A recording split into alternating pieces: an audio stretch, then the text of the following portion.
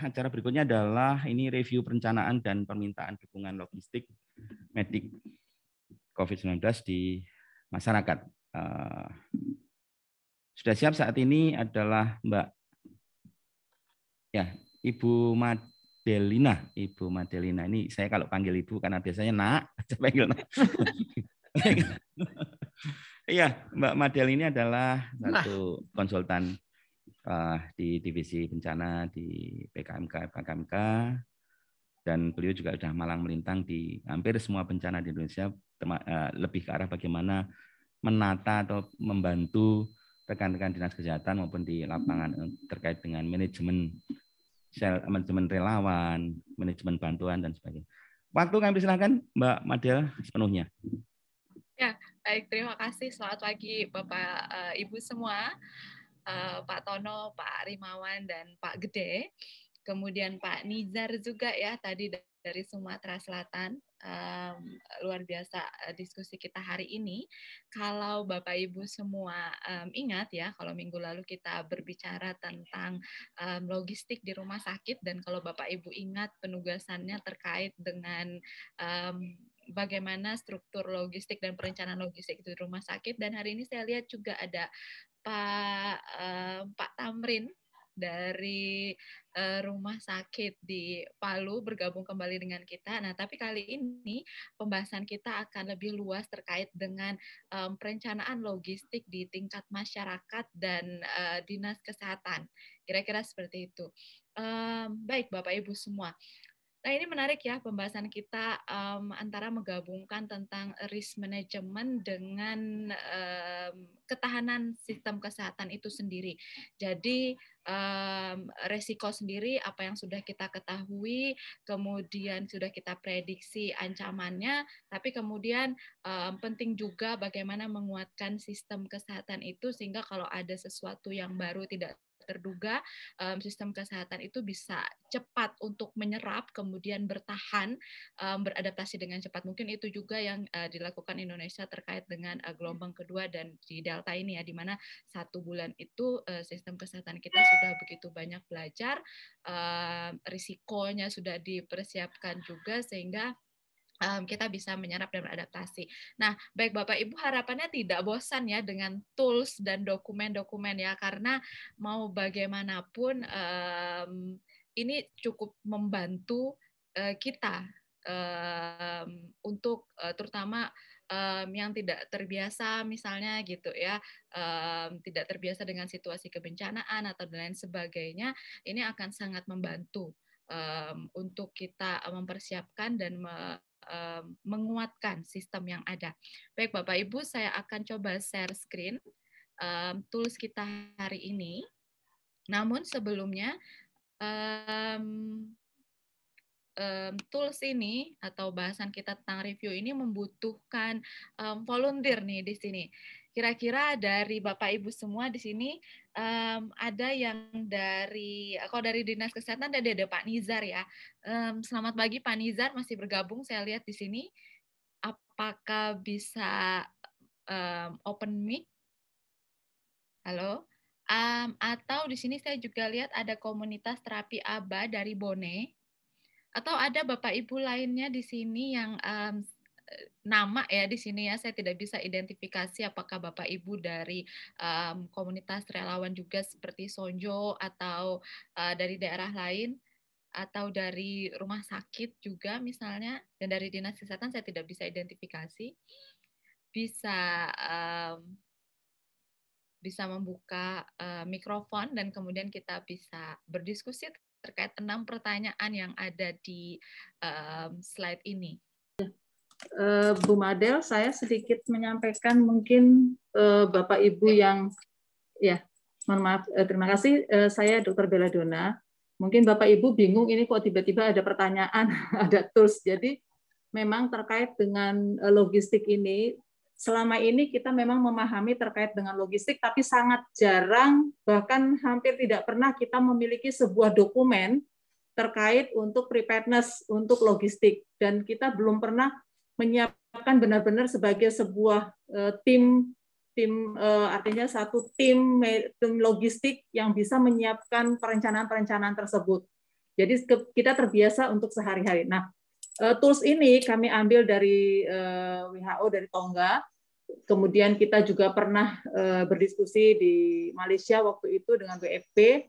Dan kita ada beberapa tools yang memang kami modifikasi. Jadi kalau yang sebelumnya pertemuan pertama itu kami modifikasi untuk lebih banyak ke rumah sakit. Nah, pertemuan kali ini karena ini lebih banyak ke masyarakat sehingga ini kami modifikasi untuk masyarakat dan juga dinas kesehatan, artinya atau puskesmas. Artinya bagaimana Paskes dengan masyarakat itu bisa bekerja sama sehingga kita bisa melihat bagaimana sih sebenarnya kesiapan dari Paskes terkait dengan perencanaan logistik tersebut.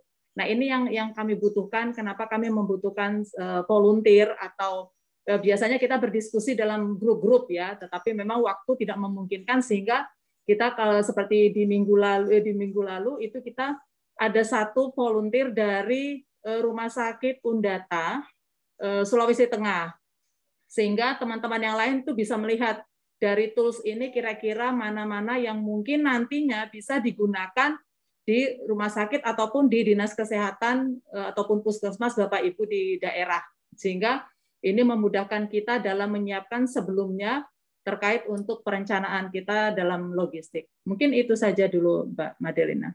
Terima kasih. Baik, terima kasih Dr. Belladonna. Silakan Bapak Ibu di sini. Ini bisa diidentifikasi mungkin Mbak Dewi. Ini pesertanya dari dinas ada berapa, dari rumah sakit ada berapa? Ini ya. Saya melihat ada teman saya ini, Pak Agus Bintang Suryadi. Tapi ini gambarnya.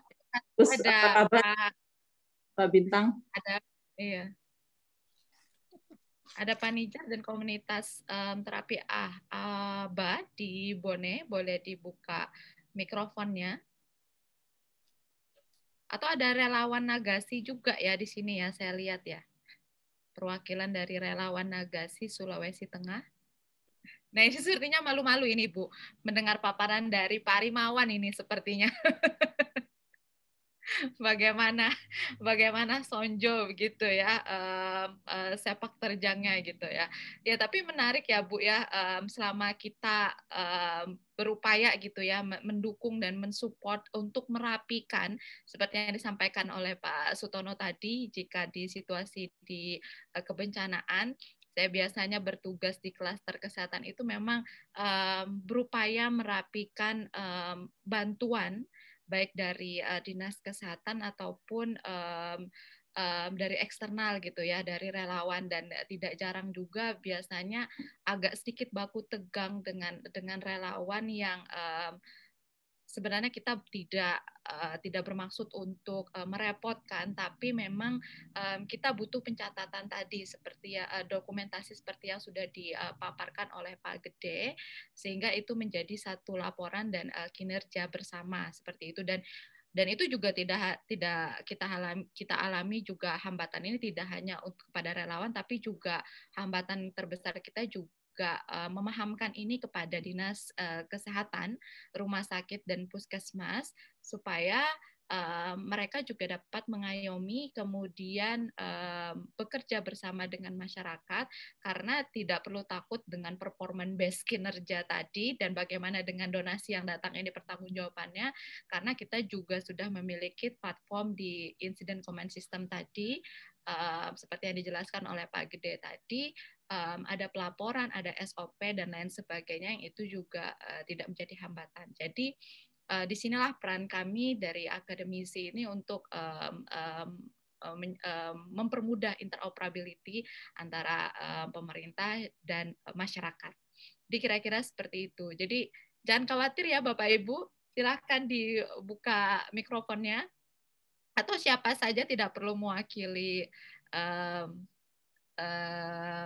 instansinya seperti itu, atau tidak perlu mewakili grup komunitasnya, tapi kita bisa berdiskusi nih terkait dengan tools ini gitu.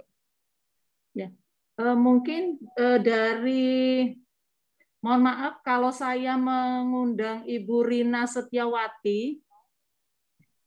Ini seperti, saya nggak tahu apakah ini dari puskesmas atau puskesmas ya, kayaknya ya. Burina Setiawati ya, Burina Setiawati. Ya, Puskesmas Kraton ini, Jogja ya. Nah, saya tertarik dengan Puskesmas Kraton karena saya dulu di Puskesmas Kraton. Bu Rina bisa dibuka mic-nya. Mohon dibantu dengan tim IT juga bisa mungkin membuka, di unmute. Kita tidak bertanya, tetapi diskusi untuk melihat pengalaman sehingga share kepada yang lain untuk pengalaman-pengalaman yang ada di tempat Bapak Ibu. Ya. Mungkin bisa di unmute Bu Rina Setiawati. Saya tertarik karena ini ada dari puskesmas ya. Jadi puskesmas itu sangat dekat dengan masyarakat sehingga kita bisa melihat pengalaman dari mungkin dari Kota Yogyakarta sendiri yang kemarin itu yang cukup tinggi ya kasusnya juga sampai sekarang juga masih ya sudah cukup banyak turun tapi juga banyak masih belum seperti di daerah lainnya mungkin. Ini masih di mute ya Bu Rina ya. Oke, kita tunggu ya Bu ya sekitar beberapa menit. Jika tidak, kita akan coba membahas mungkin tools ini gitu ya. Dengan di sini ada Pak Gede, ada Pak Rimawan, dan ada Dr. Belladonna juga. Mungkin kita bisa sekalian mensosialisasikan terkait ini. Karena memang tantangannya tidak semua leader ya, seperti leader yang gerak cepat itu tuh tidak berada di setiap daerah ya Bu ya, tidak berada di setiap waktu gitu ya untuk menggerakkan, sehingga terkadang sosialisasi ICS, kemudian pemahaman tentang ICS, pemahaman tentang kesiapsiagaan logistik seperti ini itu memang harus terus-menerus diberikan ya Bu ya. Ya. Ya. Ya. Karena memang logistik ini memang sesuatu yang apa ya, kalau kita saya ingat Pak Sulanto ya, ini beliau juga selalu terkait dengan logistik punya istilah bahwa memang kalau kita perang itu kalau tanpa logistik ya sama aja dengan bunuh diri. Jadi artinya memang bahwa logistik ini sesuatu yang memang sangat penting. Jadi tidak hanya sekedar orang-orang yang bertugas dalam bidang operasional itu sendiri pun kalau mereka tidak memiliki logistik juga tidak mampu melakukan apapun, sehingga memang sangat penting untuk kita persiapkan sejak awal, dari mulai sebelum terjadi situasi krisis kesehatan, ini sudah harus kita siapkan. Bukan hanya sekedar alatnya saja, tapi juga orang-orang SDM yang harus bekerja di sana dengan kompetensinya, ini memang harus benar-benar diperhatikan. Nah, ini sekarang kan terkait dengan pandemi ini, bahwa di masyarakat itu juga tergabung dalam sebuah satgas, ya Satgas. Nah, apakah dalam Satgas ini kita sebenarnya ingin lihat ya di daerah itu apakah Satgas itu ada yang memang Satgas itu memang benar-benar hanya Satgas daerah tanpa mengikut sertakan orang-orang yang ada di kesehatan. Tapi ada kebanyakan daerah itu yang sudah menyiapkan itu memang Satgas itu tergabung juga di dalamnya ada orang kesehatan. Karena ini memang sangat penting. Artinya disinilah peran bagaimana puskesmas itu juga berdekatan dengan masyarakat yang bersama-sama tergabung dalam Satgas tersebut. Sehingga nanti dari situ baru ke atasnya ya ke Dinas Kesehatan, kemudian ke Pemda dan lain-lain. Nah ini yang sebenarnya kita mau melihat apakah di daerah itu Satgasnya itu memang tergabung di dalam sebuah Satgas yang juga memiliki orang-orang dari bagian medis seperti itu. Oke, baik. Silakan Bapak Ibu. Sepertinya masih malu-malu ini ya. Boleh Bapak Ibu jika memang sambil pelayanan pagi ini boleh melalui WhatsApp chatting. Nah ini kita langsung masuk berdiskusi ya. Pak Gede juga ada ya di sini masih ya bergabung ya. Oke, ini agak saya akan coba berdiskusi dengan Dr. Bella dengan Pak Gede ini. Nah ini terkait pertanyaan pertama ini. Silakan Bapak Ibu berpartisipasi melalui chat. Apakah ada pengelolaan logistik di Satgas Bapak Ibu, di komunitas Bapak Ibu, di Dinas Kesehatan dan di rumah sakit Bapak Ibu? Nah silakan dijawab ya dan tidak. Dan saya rasa yakin pasti semuanya ada. Nah ini saya yakin nih Pak Gede sama Dr. Bella, kalau ditanya nih terkait dengan pengelola logistik ini di Satgas, di Satgas di struktur pengorganisasian, ini pasti ada. Nah, ini kira-kira tapi operasionalnya belum tentu gitu ya. Ini jabatannya ataupun siapa Bu yang sebaiknya atau Pak Gede yang mengelola ini gitu loh. Siapa yang mengepalainya, harus orang yang paham seperti apa dan kira-kira kompetensi apa gitu yang dibutuhkan di sini. Baik, Bu Madeline. Pak Gede ada suaranya tapi tidak ada gambarnya. Oh, mau dikasih gambar boleh? Maaf, saya malah unmute. Iya, Bu Madelina, mohon izin. Memang kalau di fasilitas kesehatan ya, kayak di rumah sakit, puskesmas gitu ya, dinas kesehatan mungkin, yang jadi logistik tuh biasanya apoteker, ya kan? Saya juga apoteker nih. Dan itu saya sering sekali mendapatkan informasi kalau teman-teman apoteker juga sejawat apoteker menjadi penanggung jawab bidang logistik. Nah, kalau di Satgas itu biasanya dicari yang cowok-cowok yang paling ganteng, ya kayak saya juga sih, dan juga badannya gede-gede. Nah, ini logistik. Itu kalau di Satgas seperti itu. Jadi itu apa ya? Kayak stereotypingnya logistik itu seperti itu di setiap struktur. Nah, permasalahannya ya seperti tadi yang ditanyakan Pak Himawan. Enggak kok untuk apa namanya untuk oksigen medis kita sudah koordinasi dengan BUMN dan lain sebagainya. Ternyata yang permasalahannya kan ada di middle manager. Di middle manager baik itu di dinas kesehatan maupun di rumah sakit. Ada barang bantuan yang masuk dengan teknologi yang sedemikian rupa advance, ternyata menghabiskan oksigen itu ya yang seperti Dr. Hendro sampaikan minggu lalu. Nah, ini kemudian tidak dihitung dengan cermat. Jadi mohon izin ini tanggung jawabnya salah satunya dari bagian logistik. Jadi kalau tadi ditanya seperti apa logistik yang ideal, sebenarnya semua orang itu bisa menjadi logistik dengan peningkatan peningkatan kapasitas tertentu seperti itu tadi. Jadi yang perlu diperhitungkan itu sebetulnya banyak. Seperti di presentasi saya tadi, nggak cuma obat dan alat kesehatan, tapi alat kesehatan habis pakai ya, bahan medis habis pakai, tapi alat kesehatan juga harus dihitung sampai ke bahan bakarnya. Ya mungkin nanti next wave itu bahan bakarnya habis, rumah sakitnya mati lampu. Wah, ini padahal ada generator, tapi generatornya nggak ada bensinnya. Nah, ngitung bensinnya itu siapa? Bagian logistik. Itu tadi. Jadi seperti itu mungkin kalau menjawab pertanyaannya Bu Madelina. Monggo Bu Bella atau Pak Tono mungkin bisa menambah. Ya, apa yang disampaikan Pak Gede memang benar sekali ya. Jadi kalau misalnya kita melihat dari nomor 1 ini, siapa jabatannya, ini sebenarnya bukan siapa dan jabatannya ya, tapi kalau misalnya kita mau melihat dari Satgas atau Dinas Kesehatan, ini tadi yang disampaikan oleh Pak Gede bahwa yang biasanya itu adalah apoteker gitu ya, yang logistik. Karena orang-orang berpikirnya seperti ini, kalau logistik itu pasti kaitannya dengan obat-obatan, sehingga pasti yang dipilih itu adalah apoteker. Nah, tidak masalah sebenarnya kalau misalnya dia itu apoteker, tetapi yang penting itu adalah pemahaman terhadap sebuah manajemen logistik dalam situasi krisis kesehatan, itu yang perlu diberi pemahaman. Dia sebagai apoteker, tapi juga memahami situasi, contohnya misalnya seperti Pak Gede sendiri ya, Pak Gede ini apoteker, tapi dia sudah melanglang buana ke kemana-mana. Jadi, tapi karena dia apoteker, memang kita serahkan materi ataupun pengurusan terkait dengan manajemen logistik itu ke beliaunya, sehingga memang kita mengarahkannya lebih mudah karena dia lebih memahami. Seperti itu yang sebenarnya kita harapkan. Tapi lebih jauh lagi kompetensi terkait manajemen logistik, preparedness-nya itu yang memang harus disiapkan. Oke, baik. Bisa menambahkan. Ya, silakan Pak Tono. Yang tadi juga sudah saya singgung bahwa bagaimana memanage ini hal yang sangat penting. Karena apa? Satu pengalaman.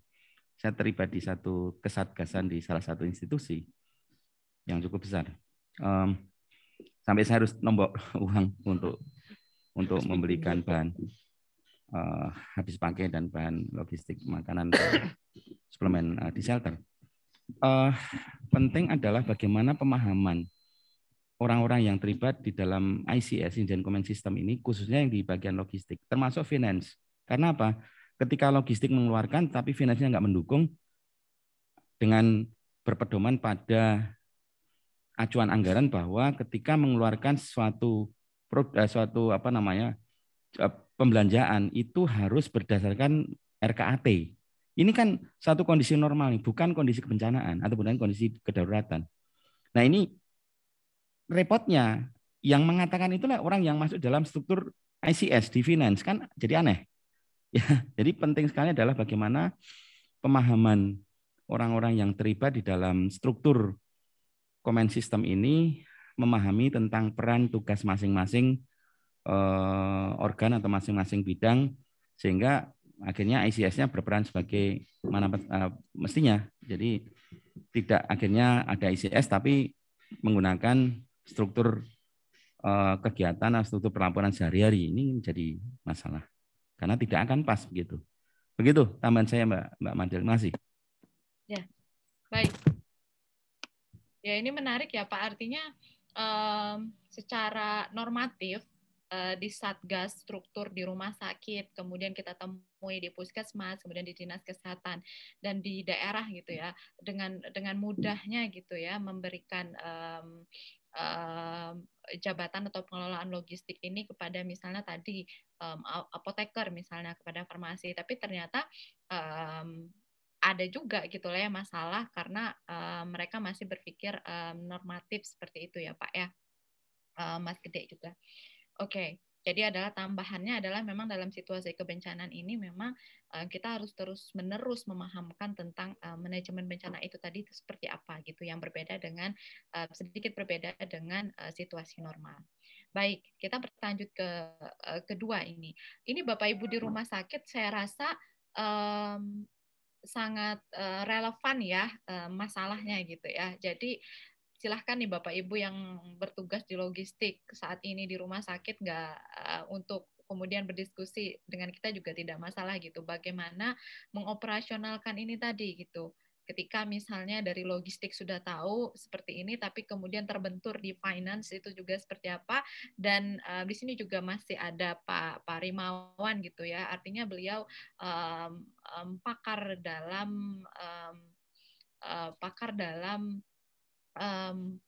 situasi yang emergensi seperti ini gitu loh. Artinya di mana beliau mengatakan bahwa performance based kinerja tadi itu ya tidak begitu cocok gitulah dalam situasi seperti ini, sehingga beliau mungkin bisa memberikan input atau saran yang lain gitu, yang itu juga tetap aman dalam pelaporan ataupun dalam pelaporan kita gitu ya, dari birokrasi. Kayak kira-kira seperti itu. Nah ini yang kedua, apakah ada prioritas untuk pengadaan dan pendistribusian logistik? Nah ini untuk prioritas sendiri dan pendistribusian ini, mungkin ke Pak Gede dulu saja ya gitu ya. Ini apa perbedaannya dengan situasi normal? Untuk prioritas seperti ini. Dan apakah ada tools cepat dan lain sebagainya gitu yang bisa dilakukan dengan cepat oleh tim logistik itu, yang bisa di-share di sini? Silakan. Ya, mohon izin Pak Moderator, saya menjawab pertanyaannya Bu Madelina ya.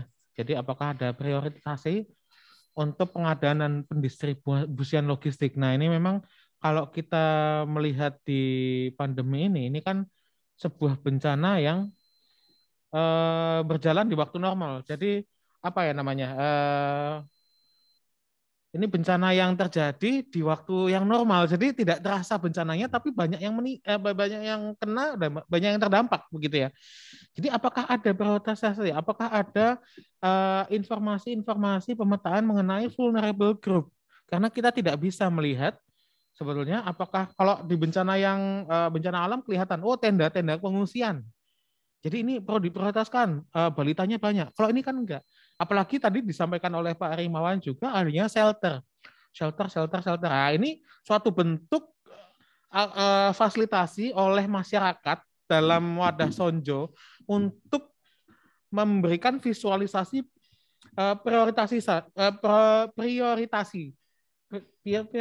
prioritasisasi ya. Jadi mereka yang ada di dalam shelter itu yang diprioritaskan untuk mendapatkan bantuan logistik medis. Nah, sekarang pertanyaannya, bagaimana yang isolasi mandiri? Nah, ini jadi apakah dalam Satgas, apalagi tadi katanya ada yang di Puskesmas ya, Puskesmas Keraton misalnya, di Puskesmas ini bisa nggak melihat itu? Bisa nggak melihat, oh ini saya mendapatkan ada drop-dropan dari pusat atau dari Dinas Kesehatan DIY, Dinas Kesehatan Provinsi maupun Dinas Kesehatan Kota. Nah ini yang isoman berapa, kemudian yang shelter yang ada di wilayah kerja Puskesmas itu berapa? Nah apakah ada priorisasi ya. Prioritasi ini untuk baik di shelter maupun di isoman. Nah, ini pemetaan semacam peta respon tapi pada saat bencana pandemi. Seperti itu Bu Madelina. Terima kasih. Oke. Dari Pak Tonat atau Dr. Bella ada tambahan terkait dengan prioritasasi ini? Saya jadi libet juga ini seperti Pak Gitu. Mohon maaf saya ini. Ya, jadi memang dalam situasi bencana seperti apa yang disampaikan tadi ya. Jadi apakah ada prioritisasi? Sebenarnya ini salah kayaknya kata-katanya ya. Kok prioritisasi? Jadi apakah ada prioritas untuk pengadaan terkait dengan situasi ini ya, situasi krisis kesehatan. Nah, kalau misalnya kita hanya sehari-hari itu kan sudah dengan kasus-kasus yang biasa, kemudian dengan jumlah kasus juga yang sudah biasa, itu sudah terprogram. Jadi setiap anggaran baru, misalnya kita membuat pengadaan itu sudah tersusun dengan baik. Tetapi masalahnya adalah yang belum dilakukan itu adalah bahwa kita menyiapkan sebuah dokumen itu terkait dengan skenario kemungkinan bencana yang mungkin terjadi. Jadi kalau misalnya pandemi ini memang pengalaman artinya begitu terjadi di awal tahun 2020 itu kita kan juga 2019 sebenarnya sudah mulai ya di Wuhan ya. Tetapi setelah kita mendengar itu, kita kan belum siap-siap nih. Bahkan juga kita belum terpikirkan ini kira-kira pada saat Wuhan seperti itu, kalau sampai ke Indonesia kira-kira apa ya yang harus kita siapkan. Nah ini kan yang belum kita pikirkan, sehingga memang prioritas inilah yang memang harusnya kita sudah siapkan. Jadi begitu kasus awal, kita sudah mulai mengantisipasi, oh ini kemungkinannya akan terjadi seperti ini. Nah kemudian gelombang kedua ini diakibatkan oleh salah satunya karena Delta tadi ya, sehingga langsung penyebarannya sangat luas. Dan ini pun tidak semerta-merta langsung di Indonesia. Sebenarnya sudah dari India, sudah kita mendengar. Jadi artinya ini pembelajaran buat kita, kenapa harus ada prioritas tadi ini. Sebelum kasus awal di tempat lain sudah ada, kita sudah harus menyiapkan nih prioritas-prioritas apa yang harus kita siapkan kalau terjadi di negara kita. Itu kalau negara. Kalau misalnya dalam hal kecil, misalnya untuk puskesmas sendiri atau daerah di Indonesia, artinya contohnya selama ini mungkin di daerah lain itu tidak memiliki bencana gempa atau bencana apapun, bencana alam ya. Sebagai contoh Kalimantan itu kan memang hanya daerahnya yang tidak memiliki bencana alam terkait dengan gempa misalnya. Tapi yang terjadi di sana kan banjir. Otomatis pengadaan dan pendistribusian logistik ini kan sudah disiapkan duluan prioritasnya kalau terjadi bencana yang paling sering terjadi. Jadi memang dari prioritas ini kita sebenarnya menghitung dulu analisis risiko yang terjadi di daerah kita sehingga kita bisa menyiapkan prioritas apa yang bisa kita pengadaan dan pendistribusian terkait logistik. Jadi kita tidak bisa hanya sekedar menyiapkan logistik tanpa kita tahu daerah kita itu sebenarnya rawan bencananya apa. Mungkin kira-kira seperti itu, Bu Madelina. Oke, baik. Bapak Ibu semua, waktu juga yang ini ya membatasi kita. Baik, kita lanjut ke 3 dan 4 ya, langsung kita bahas. Ini terkait dengan kenapa pentingnya ada daftar aset logistik gini ya, dimiliki oleh Satgas ataupun yang dimiliki yang perlu didokumentasikan oleh satu komunitas yang mensupport untuk logistik ini gitu. Terkait juga kenapa kita perlu menyiapkan kontak, jejaring kerjasama dan lain sebagainya ini. Silakan Pak Gede atau Dr. Bella Dona dan Pak Tono mungkin untuk pertanyaan 3 dan keempat. Ya, izin Bu Madelina, Pak Moderator. Ya, Silakan. sepertinya yang nomor 4 ini tadi sudah sedikit banyak sudah disampaikan oleh Pak Rimawan ya. Jadi ternyata bahkan di masyarakat sendiri, di Satgas ataupun di Sonjo itu, beliau menyampaikan sudah ada jejaring kerjasama, bahkan untuk oksigen medis di masyarakat ya, dengan BUMN, kemudian dengan penyedia produsen, produsen apa oksigen medis ya, oksigen cair itu. Nah ini yang kita harapkan dari teman-teman di Puskesmas, Dinas Kesehatan, dan juga rumah sakit maupun satgas-satgas di level desa itu untuk menyiapkan juga kontak dan jejaring kerjasama untuk misalnya saya kebetulan juga menjadi bagian dari Satgas Perumahan. Jadi ada perumahan kecil di Bantul itu, saya jadi Satgasnya itu, saya sampaikan, oh ini perlu ada di dalam. Ketua ya Pak Gede ya? Atau Enggak, saya muda kok. Saya enggak ketuaan. Saya masih muda di sana. Jadi di dalam dokumen online-nya itu kontak-kontak yang sering beredar di WA aja. Yang sering beredar di WA kalau misalnya ada nggak oksigen. Ini loh penyedia tabung oksigen di Jogja itu ada 25 nomor gitu kan. Kemudian ada penyedia ambulans itu ada sekian 10 nomor gitu. Nah itu disimpan, kemudian itu menjadi dokumen Satgas. Nah ini kan kalau Satgas Perumahan kan kecil ya. Nah kalau kita harapkan di institusi yang lebih besar lagi, dia memiliki dokumen kontak itu terdokumentasikan dalam SOP, dalam dokumen rencana penanggulangan bencana seperti itu. Mungkin bentuknya seperti itu ya Bu Madelina ya. Mungkin ada tambahan lagi dari Bu Mbak Bella atau Pak Tono. Ya, tapi nih Pak Gede masih di Pak Gede nih, menarik ya. Saya sering menanyakan ini gitu ya ke klien kita atau ya ke klien kita gitu. Dengan mudahnya kemudian menjawab seperti ini. Di sini ada yang oksigen ada, kita punya, kemudian yang peti jenazah kita juga ada di sana yang buat, tapi kita nggak pernah kerjasama sih, kita nggak pernah buat kerjasamanya. Ya nanti kalau kita butuh kita kontak karena mereka selalu ada dan mereka ada di sini. Nah itu emang harus perlu ya kerjasama seperti ini Pak Gede di dalam situasi preparedness seperti ini, preparedness planning seperti ini Pak Gede. Iya, tentunya kita sebagai penyedia layanan, maksudnya kalau saya diamanahkan sebagai Satgas itu kan saya memberikan layanan juga, layanan pro bono kepada anggota, kalau saya skalanya kecil ya, anggota perumahan yang membutuhkan. Jadi pada saat kita berikan, ini kok ada kontaknya nih, penyedia oksigen, dikontak aja. Akhirnya yang si anggota perumahan tadi kontak 25 kontak itu nggak ada yang nyambung, atau nyambung nggak ada yang punya. Lah kan sama aja bohong, itu namanya malah bikin repot orang. Nah, itu yang penting ada kerjasama. Jadi pada saat kita mendokumentasikan kontak, kita juga sudah seperti Pak Rimawan sampaikan tadi oleh Sonjo. Jadi untuk penyedia peti jenazah misalnya itu benar-benar sudah ada ininya, sudah ada petinya dan siap huni gitu, siap digunakan. Untuk yang tabung oksigen juga, oke, kita sparekan misalnya untuk perumahan di perumahan masnya nanti misalnya kalau ada yang butuh kita pastikan 1 tabung itu siap. Tapi kalau misalnya 2 atau 3 tabung mungkin kita nggak siap. Tapi minimal ada 1 dulu lah. Jadi begitu ada yang urgent 1 kali 24 jam ada anggota perumahan yang sesak nafas, kita kontak itu langsung dikirim atau kita langsung jemput. Adalah mekanismenya seperti apa itu nanti ada SOP-nya sendiri gitu. Jadi seperti itu Bu Madelina. Jadi jangan kontak-kontak doang terus begitu ada yang butuh di-share suruh dia cari sendiri. Nah, itu nggak bertanggung jawab sebetulnya. Tapi ya namanya orang membantu kan harusnya totalitas ya. Sampai benar-benar dapat gitu loh. Terima kasih. Baik, terima kasih Pak Gede. Bu Bella ada, kalau tidak ada kita cukupkan ya Bu Bella.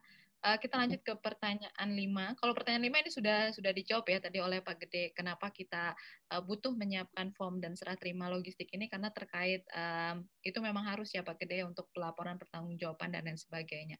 Nah, ini untuk mempersingkat waktu, Mbak Bella dan Pak Gede, ini kita berlanjut ke nomor 6 ini. Ini apa ya sepertinya di sini yang dibutuhkan. Kenapa di dalam Satgas dan kepanitiaan ini diperlukan ditanyakan apakah memiliki pengerahan mobilisasi sumber daya logistik melalui WhatsApp, Facebook, atau Instagram?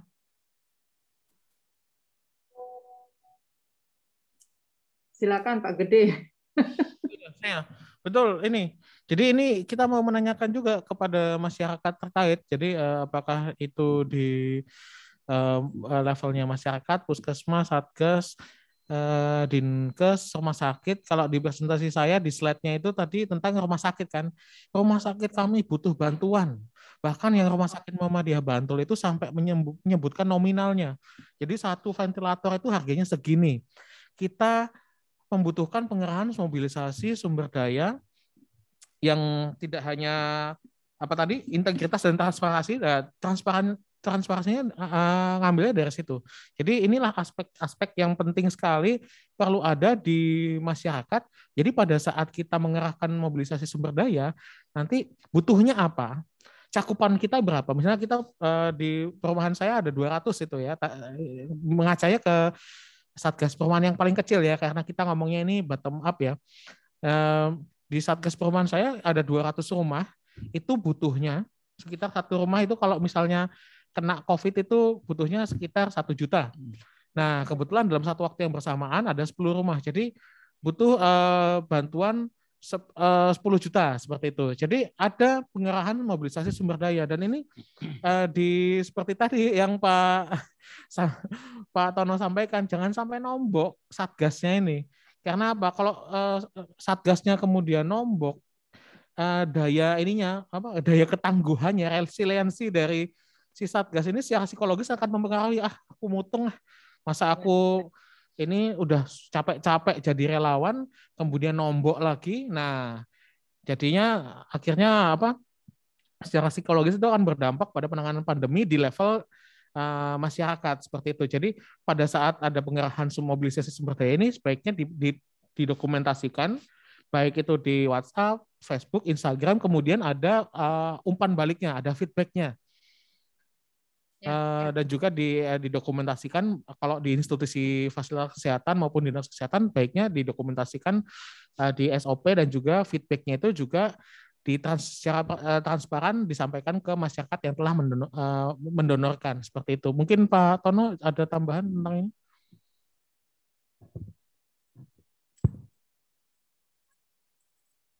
Ya, masih Mbak Madel, Pak Gede.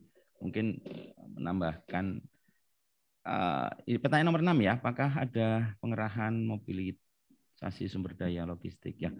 Saya kira ini sejalan dengan apa yang disampaikan dari Pak Rimawan tadi, bahwa ya Pak Rimawan bahkan tanpa modal, artinya tanpa harus ada uang, ya hanya dengan bagaimana koordinasi, membuat networking, jejaring, ya dengan WA group. Beliau, saya kebetulan juga masuk terlibat di situ ya.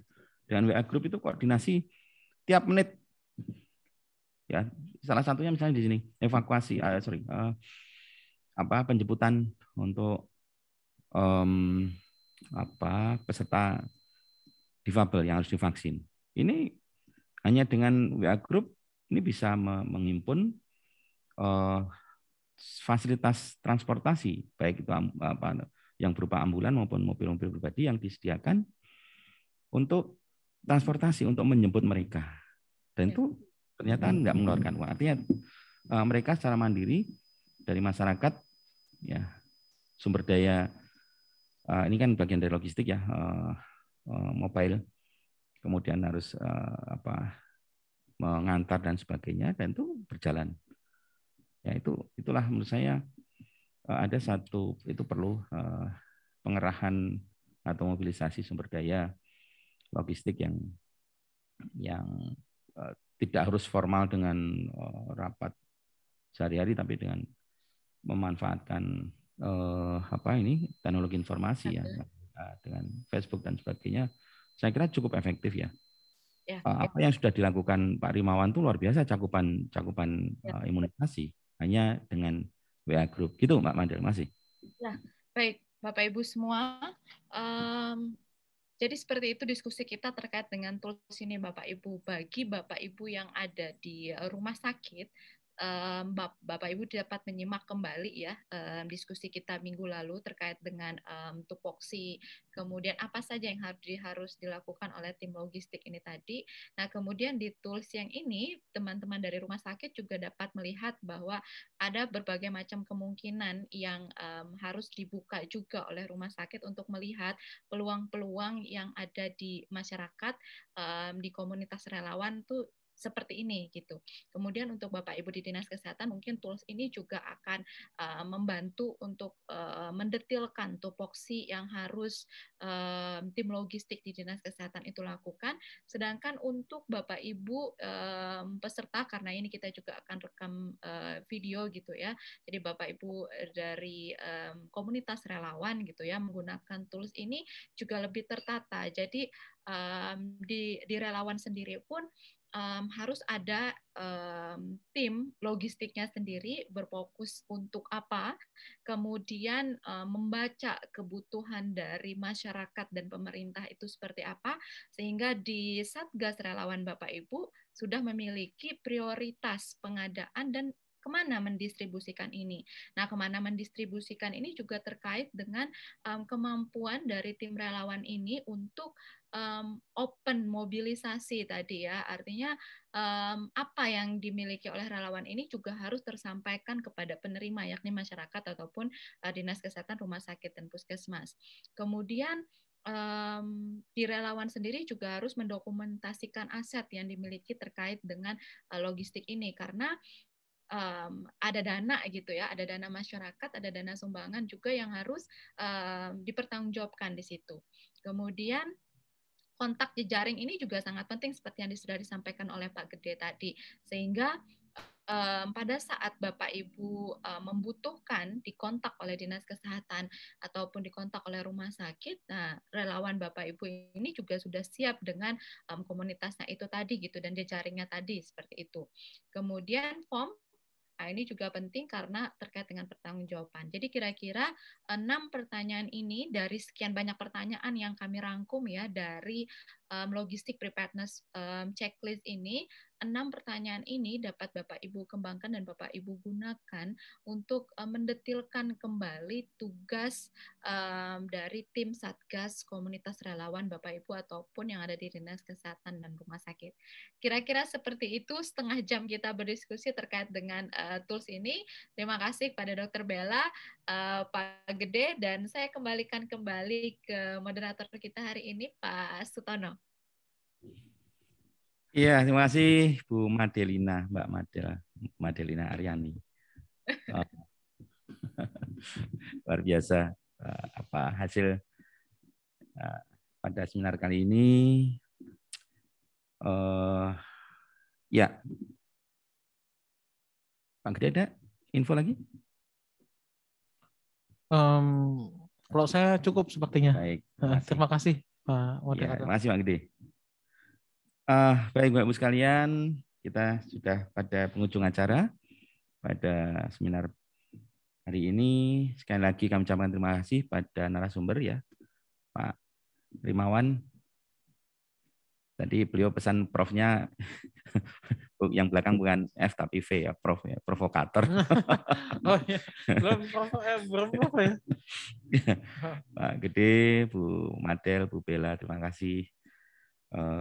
Urun rembuknya semoga menjadi tambahan wacana kasanah di dalam pengelolaan kebencanaan, khususnya bagaimana persiapan logistik termasuk peran-peran dari manajemen logistik di sini keterkaitan dengan insiden command system. Jadi bagaimana logistik atau peran logistik yang baik di dalam pengelolaan bencana.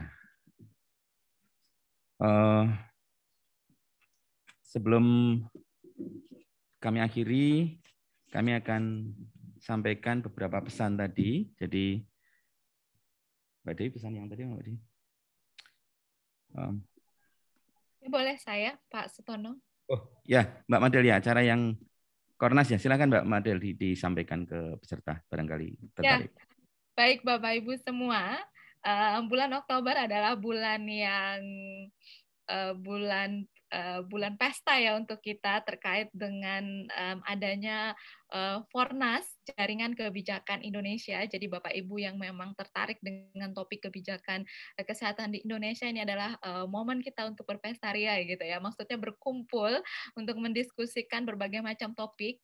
Jadi di Fornas Jaringan Kebijakan Kesehatan Indonesia kali ini kita mengangkat ada sekitar 7 topik, yakni topik tentang health security, kemudian topik tentang health system resilient, kemudian ada juga topik tentang bagaimana penguatan sistem kesehatan ke depannya di Indonesia, kemudian ada topik prioritas di mana dampak pandemi COVID ini memang benar-benar memberikan dampak kepada layanan kesehatan seperti KIA, stunting, kanker, jantung, dan lain sebagainya, dan kemudian ditutup dengan topik tentang jaminan kesehatan nasional Indonesia ke depannya seperti apa. Nah, terkait dengan kebencanaan ini, Bapak Ibu, baik bencana alam maupun bencana non-alam, kami khusus menghadirkan 2 topik untuk Bapak Ibu semua, yakni topik 1 mengenai health security, keamanan kesehatan. Tentunya kita tidak hanya membahas bagaimana teori tentang health security nanti, tapi kita akan mendapatkan update dari Pusat Analisis Determinan Kesehatan terkait dengan update goncangan pandemi COVID ini terhadap Rencana Aksi Nasional Ketahanan Kesehatan Indonesia 2020-2024, dan kemudian kita juga akan membahas tentang kerjasama ini antara Australia dan Indonesia terkait dengan work plan program peningkatan kapasitas ketahanan kesehatan di Indonesia terkait dengan zoonotik, dan juga bagaimana pembiayaannya di nasional subnasional akan dibahas oleh World Bank Indonesia. Dan yang sangat menarik di sini kita hadirkan pembahas dari PKMK, FKKMK, UGM yang memang memiliki fokus terkait dengan health security ini dan bagaimana mengadvokasi health security ini untuk menciptakan keamanan kesehatan yang tangguh untuk bencana alam maupun non-alam. Dan pembahas kedua ada dari Pusat Penelitian Kependudukan Deputi Keilmuan Sosial dari LIPI. Nah, kira-kira seperti itu Bapak Ibu, itu tentang health security, dan kemudian nanti kita bertemu nanti di topik 3 terkait dengan rumusan ketahanan kesehatan Indonesia ke depannya itu seperti apa. Kita akan menggabungkan antara health security dengan ketahanan dengan keamanan kesehatan ini. Dan itu Bapak Ibu dicatat mohon tanggalnya di tanggal 12 Oktober 2021 hari Selasa, dan di tanggal hari Kamis tanggal 14 Oktober 2021 jam yang sama, kita hanya efektif di 2 jam pertemuan. Kalau bisa kita cut juga jadi 1,5 jam nanti juga boleh, di jam 10 sampai dengan jam 12. Baik, kira-kira seperti itu Bapak Ibu, dan sampai bertemu Bapak Ibu di Forum Nasional ke-11 Jaringan Kebijakan Kesehatan Indonesia. Terima kasih Mbak Madel. Ya, sekali lagi terima kasih kami ucapkan kepada Bapak Ibu sekalian, seluruh narasumber.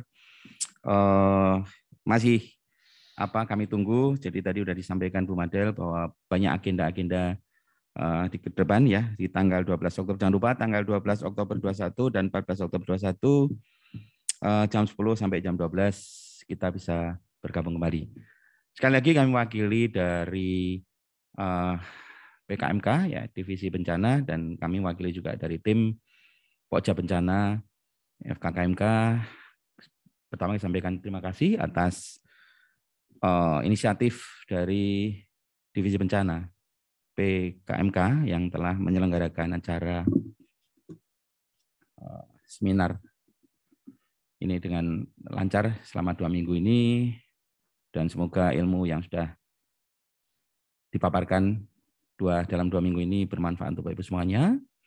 Dan kami ucapkan terima kasih juga pada Bapak Ibu semuanya yang telah ikut berperan dalam acara ini, juga tim pendukung, tim IT dari PKMK yang telah mensupport kami.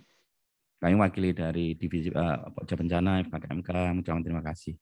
Demikian yang bisa kami sampaikan, sekaligus kami sebagai moderator, kami mohon maaf kalau dalam memandu acara seminar pada pagi sampai siang hari ini ada kurangnya.